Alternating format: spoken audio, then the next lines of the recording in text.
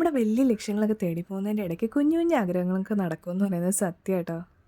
എൻ്റെ കുറേ നാളുകൊണ്ടുള്ള ഒരു ആഗ്രഹമായിരുന്നു കേട്ടോ വന്ദേ ഭാരതിലൊന്ന് കയറണം എന്നുള്ളത്. പക്ഷേ ഇതുവരെ അതിനൊരു അവസരം കിട്ടിയിട്ടുണ്ടായിരുന്നില്ല.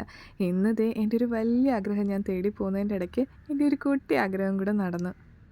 ഇതിൽ ഫുഡ് ടേസ്റ്റ് ചെയ്യണമെന്നുള്ളൊരു ദുരുദ്ദേശം കൂടെ അതിലുണ്ടായിരുന്നു കേട്ടോ.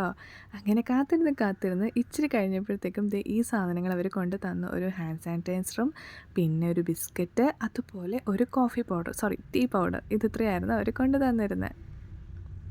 ടീ പൗഡറല്ല, നമ്മുടെ ഈ മിൽക്ക് സോളിഡ്സ് ഒക്കെ ചേർത്തുള്ള ഒരു മിക്സ് ഉണ്ടല്ലോ, നമുക്കിതിനെ പാൽ ചായയുടെ മിക്സ് എന്ന് പറയാം. ഇത് പൊട്ടിക്കുന്ന വഴിയിൽ ഞാൻ കുറച്ചെൻ്റെ ഡ്രസ്സിലൊക്കെ തട്ടി ഇട്ടായിരുന്നു. ആ സാധനങ്ങളൊക്കെ കൊണ്ട് തന്ന് കുറച്ച് കഴിഞ്ഞിട്ടാട്ടോ ചൂടുവെള്ളം കൊണ്ട് തന്നത്. 2 ഫ്ലേവർ ഉണ്ടായിരുന്നു. ഒന്ന് ഏലക്കയുടെയും ഒന്ന് ജിഞ്ചറിൻ്റെയും ഫ്ലേവറായിരുന്നു ഉണ്ടായിരുന്നത്. അങ്ങനെ ഞാൻ രണ്ടും ടേസ്റ്റ് ചെയ്ത് നോക്കി.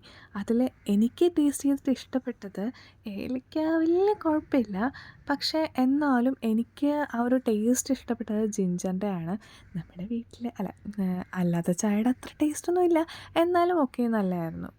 ആദ്യമായിട്ട് വന്ദേ ഭാരതിൽ കയറിയതിൻ്റെയും ആ ബിസ്ക്കറ്റും ചായയും കിട്ടിയതിൻ്റെയും എല്ലാ എക്സൈറ്റ്മെൻറ്റും എൻ്റെ മുഖത്ത് കാണാം. അങ്ങനെ കുറച്ച് കാഴ്ചയൊക്കെ കണ്ട് ഇനി അടുത്ത ഫുഡ് എപ്പോഴാണ് കിട്ടുകയെന്ന് പറയാൻ നോക്കിയിരുന്നപ്പോൾ വന്നു നമ്മുടെ അടുത്ത ഫുഡ്. ഇതിനുള്ളിൽ ഇടിയപ്പവും മുട്ടക്കറിയും ചമ്മന്തിയും കേസരിയും ഒരു വടയും പിന്നെ ആപ്പിൾ ജ്യൂസ് ഉണ്ടായിരുന്നു. അങ്ങനെ ഫുഡിങ്ങും യാത്രയൊക്കെ കഴിഞ്ഞിട്ട് എറണാകുളത്തേക്കാട്ടോ ഞാൻ വന്നേക്കുന്നത്.